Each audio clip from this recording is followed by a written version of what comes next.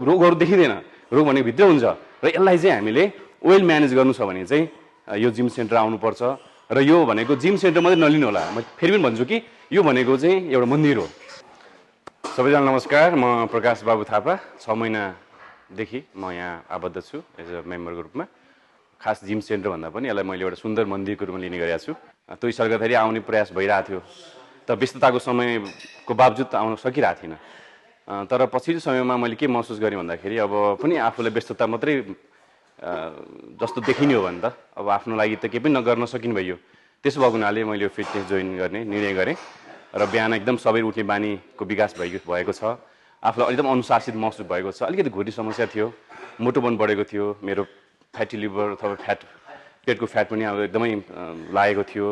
तर भित्र रोग मैले पाल्दै गएको महसुस पनि हुँदै गयो।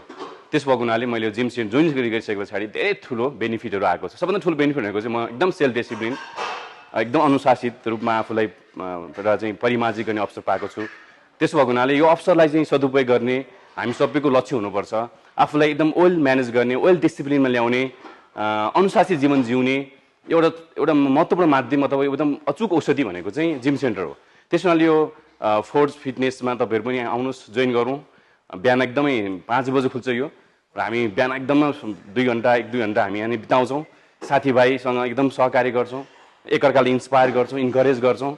यहाँ चाहिँ पूजा गर्न आउने, हामी चाहिँ एकदम एक किसिमको आफ्नो जीवनको आफ्नो शरीरको पूजा गर्न आउने हो र आफ्नो शरीर आफैले पूजा गर्ने, आफ्नो शरीर आफैले बनाउने हो, कसैले बनाउँदैन। यो कुरा चाहिँ मैले महसुस गर्दै गइरहेको छु र यहाँ भाइहरू पनि एकदमै हामीलाई वेल ट्रेन गर्नुहुन्छ। विशेष त अरुण भाइ दाजुभाइ मिलेर यस्तो राम्रो जिम सेन्टर सुरु गर्नु भएको छ। हाम्रो छिमेकीहरू सबै यहाँ भेला हुन्छौँ र हामी सबै युवाहरू पनि यसै सँगै भेला भएर यो जिम सेन्टरमा यसरी जिम गर्न पाउँदा, यसरी आफूलाई एकदम ट्रेनिङ गर्न पाउँदा, आफूलाई एकदमै कसरत गर्न पाउँदाखेरि म एकदम आभारी छु। हुन त भर्खर यात्रा सुरु गरेको 6 महिना त भएको छ।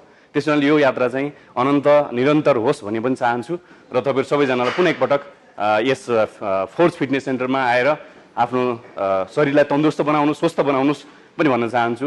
Let's live healthy life together. Thank you so much. नमस्ते।